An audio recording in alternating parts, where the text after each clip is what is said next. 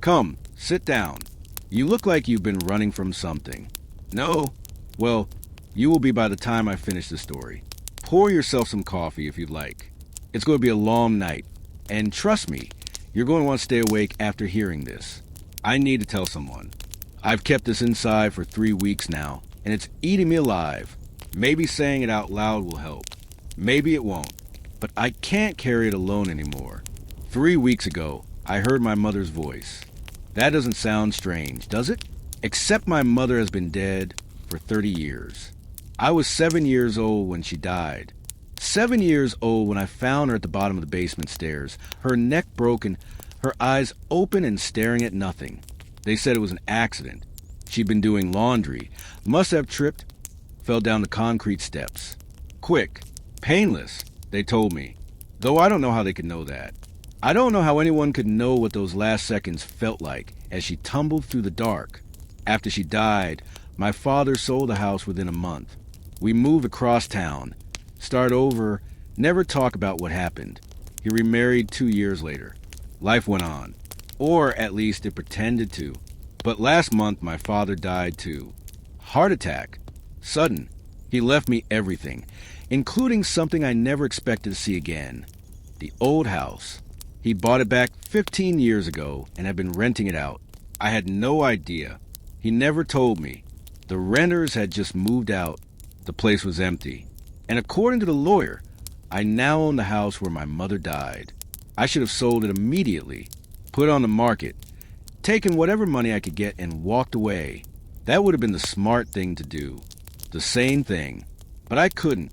Something pulled me back there. Some need to see it again. To face it. To prove to myself that it was just a house.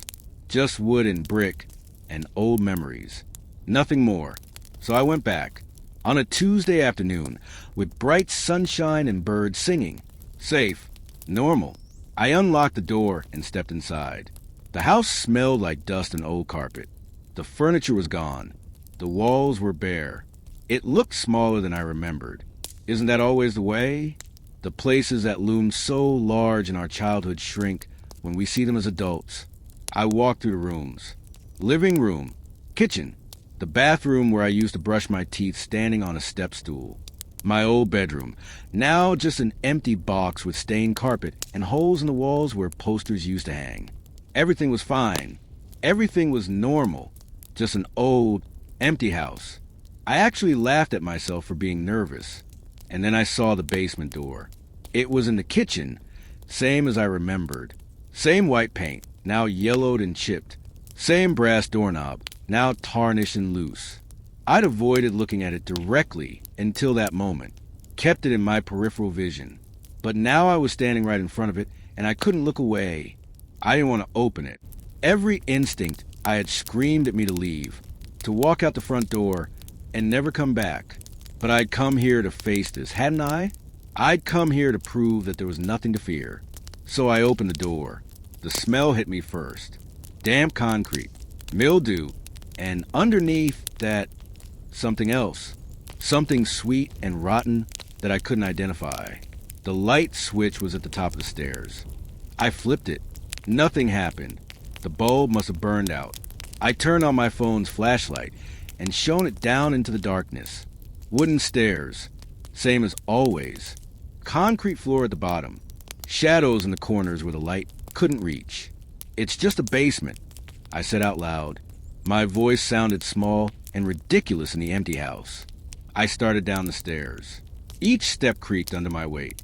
The sound echoed strangely, like the basement was much larger than it should be.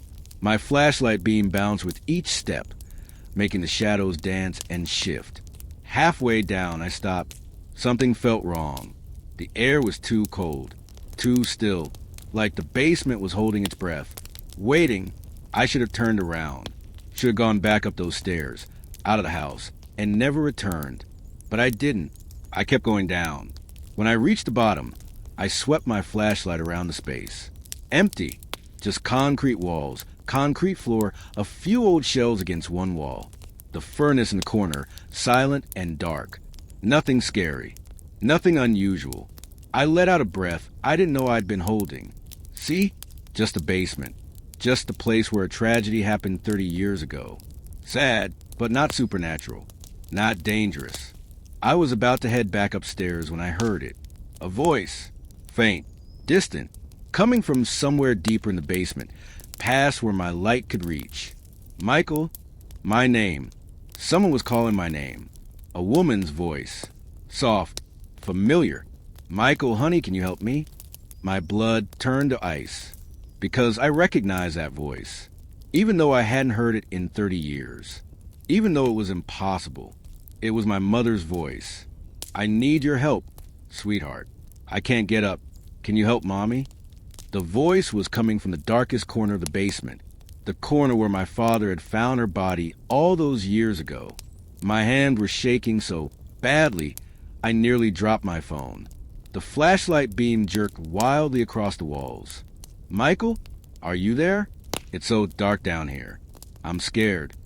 You're not real, I whispered. You're not real. You're dead.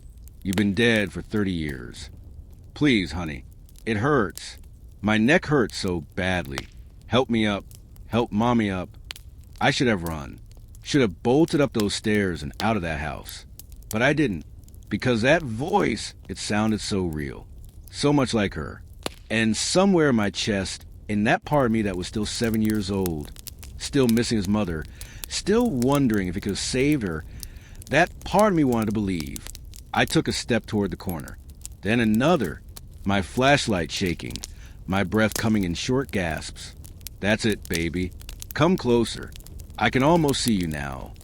Another step. The corner was just ahead, shrouded in shadow. Just a little closer, Michael. Just a little. I raised my flashlight to shine it into that corner. If you're still with me, if the story has grabbed hold of you and won't let go, then do me a favor. Subscribe. Share this. Because these stories need to be told. These warnings need to be heard. And maybe, just maybe, someone else out there has heard their dead mother's voice calling from a dark place. Maybe they need to know they're not alone. Or maybe they need to know to run. Where was I? Right. The corner. My flashlight beam cutting through the darkness. There was nothing there. Just concrete walls meeting at a 90-degree angle. A few cobwebs. Some water stains. Nothing else. I let out a shaky laugh. Jesus. Losing it. I'm actually losing it. But the voice came again, and this time it was closer. Right behind me. Why did you leave me down here, Michael? I spun around. Flashlight beam swinging wildly. Nothing. The basement was empty. Why didn't you come when I called? I called and called, but you never came. The voice was moving, circling me, coming from different directions with each word. I waited for you. In the dark. In the cold. All alone at the bottom of the stairs. Stop, I said, my voice cracking. Please stop. My neck hurts so much. It still hurts. Do you want to see? Do you want to see what happened to me? You're not my mother. Whatever you are, you're not her. Silence. Long. Heavy silence that pressed against my eardrums. Then a different voice. Deeper. Colder. Wrong. You're right. I'm not. The temperature in the basement dropped so quickly I could see my breath misting in the flashlight beam. Ice crystals formed on the concrete walls. The shadows in the corners grew darker, thicker, like they were made of something solid. But I knew her. I was here when she fell. I watched her tumble down these stairs. Watched her neck snap. Watched her die. And do you know what her last words were? I couldn't speak. Couldn't move. Could barely breathe. She called your name. Michael, she said. Help me, Michael. But you were upstairs, weren't you? Watching cartoons. You didn't hear her. Or maybe you did, and you just didn't come. Which is it, Michael? I was 7 years old. I managed to choke out. I couldn't have... Couldn't have what? Saved her?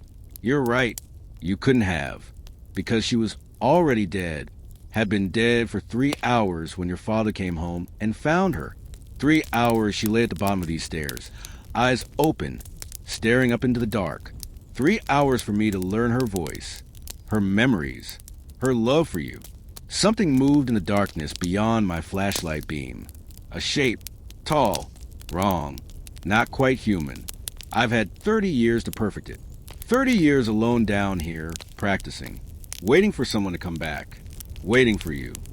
I backed toward the stairs, never taking my eyes off that shifting shadow. What are you? I whispered. I'm what lives in the places people die. I'm what feeds on the last moments, the last words, the last thoughts. Your mother's death was slow enough for me to taste it, to drink it all in. And now, I can wear her voice like a coat. I can use it to call others down into the dark. The shape moved closer. I could almost see it now on the edge of my flashlight beam. Something tall and thin, with too many joints, moving in ways that made my eyes hurt to watch. How many others? I asked, still backing up, feeling behind me for the stairs. Oh, Michael, so many. Every renter your father brought here. Every person who came down these stairs alone. I called to them in voices they knew, voices they trusted, voices of the dead, begging for help. My foot found the first stair. I started climbing backward, one step at a time, never looking away from that thing in the darkness. Where are they now? It laughed, a sound like wind through a cracked door. Still here, in the walls, in the floor, in the spaces between spaces. This basement is deeper than it looks, Michael. So much deeper. I was halfway up the stairs now. Almost safe. Almost out. You can run.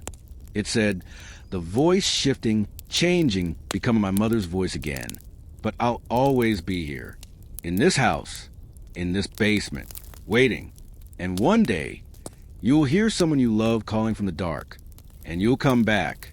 They always come back. I reached the top of the stairs, stumbled into the kitchen, slammed the door behind me. I could hear something on the other side. Not footsteps. Something else.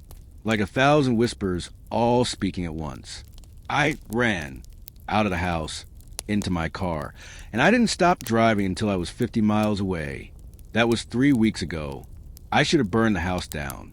Should have poured gasoline through every room and struck a match. But I didn't. Because I'm a coward, and because part of me didn't believe it was real. Convinced myself it was grief, stress, imagination. I put the house on the market the next day, priced it low. Just wanted it gone. Wanted it to be someone else's problem. It sold in 48 hours. A young couple with a baby. They were so excited. Said it was their first home. Said they got such a good deal. I should have warned them. Should have told them about the basement. About the voice. About what lives down there in the dark. But I didn't. I took their money and signed the papers and told myself it would be fine. Told myself maybe I'd imagined the whole thing. Then 2 days ago I got a phone call from the wife. She was crying. Said her husband had gone down to the basement to check the furnace and hadn't come back up. How long ago? I asked her, already knowing the answer wouldn't matter. For hours, she sobbed. I've been calling and calling down the stairs, but he won't answer. The police are here now. They're going down to look for him. No, I said, my voice sharp. Tell him not to go down there. Tell him to get out of the house. What? Why? What's wrong with? Just do it. I shouted. Get out of that house. Now. Leave everything and go. But she'd already hung up. I tried calling back. No answer. Tried again. Straight to voicemail. I got in my car and drove. Broke every speed limit. Ran red lights. Got there in 40 minutes instead of the usual hour. There were 3 police cars in front of the house. An ambulance. Neighbors standing on their lawns, watching. I pulled up and ran toward the house. An officer stopped me. Sir, you can't go in there. This is an active scene. What happened? Where's the woman who lives here? Where's her husband? The officer's face was pale. Sir, I need you to step back. Tell me what happened.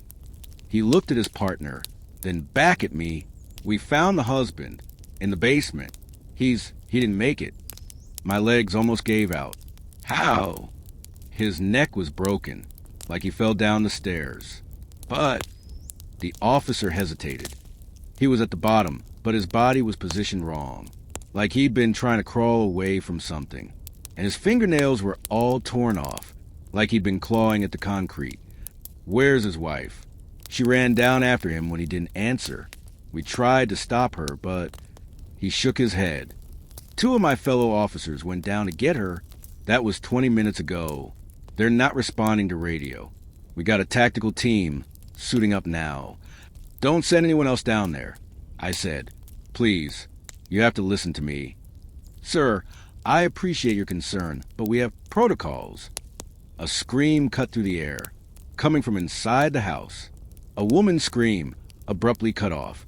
Then silence. The tactical team went in. 6 officers, fully geared, weapons drawn.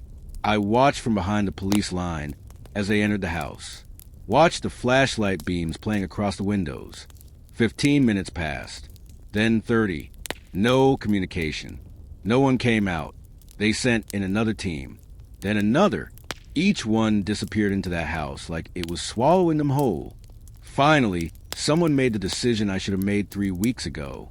They evacuated the neighborhood and called in a fire crew. I watched from 2 blocks away as they burned it down. The whole house. Burned it to the foundation. It took hours. The flames were so hot they melted the windows of the houses next door. When it was over, when there was nothing left but smoking rubble and blackened concrete, they went in a search for bodies. They found 7. The husband, the wife, 5 police officers. All at the bottom of the basement stairs, their necks broken, their faces frozen in expressions of terror. But here's what they didn't report in the news. Here's what one of the firefighters told me quietly, after too many drinks at a bar, after swearing me to secrecy. The basement was wrong. When they finally cleared away enough debris to see down into it, the stairs went down further than they should have. 20 feet, 30 feet, 50 feet, down into darkness that their lights couldn't penetrate. And from that darkness, they heard voices, calling out, begging for help. The husband's voice, the wife's voice, the officers' voices, and my mother's voice calling my name.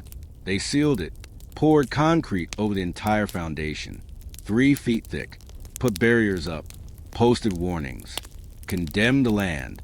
But I know it doesn't matter, because 2 nights ago, I woke up at 3 a.m. to the sound of my mother's voice. She was calling from my basement. I don't have a basement. I live in a 2nd-floor apartment. But I could hear her anyway, below me, beneath the floor, calling my name, asking me to help her, telling me she can't get up, telling me her neck hurts. I haven't slept since. I keep all the lights on. I never stop moving, because I know if I stay still too long, if I listen too carefully, I'll hear her again. And the worst part? The part that terrifies me more than anything else? Sometimes I want to answer. Sometimes I want to go down there, because it sounds so much like her. So much like the mother I lost when I was 7. The mother I never got to say goodbye to. That's how it gets you. Not with fear, with love, with grief, with the desperate, aching need to hear one more time the voice of someone you've lost. So I'm telling you this as a warning. If you ever hear a voice calling to you from a dark place, if you ever hear someone you love begging for help from somewhere they shouldn't be, if you ever hear the dead speaking with the voices they had in life, don't answer. Don't go to them. Don't try to help. Because it's not them. It's never them. It's something wearing their voice like a mask. Something that feeds on grief and love and the desperate hope that death isn't final. And if you go down into that darkness, you'll never come back up. I'm leaving tonight. Packing everything I own into my car and driving. I don't know where. Somewhere far away. Somewhere without basements. Somewhere I can't hear her voice calling me down into the dark. But I don't think it matters. I think wherever I go, she'll find me. It will find me. Because I heard my mother's voice calling from the basement. And deep down, in that part of me that's still 7 years old and missing his mom, I want to answer. God help me, I want to answer. The fire remembers what the living try to forget, and I only tell what it shows me. If you take anything from this story, take this. The dead don't call out. They don't ask for help. They don't need us anymore. So if you hear them calling, don't listen. Just run.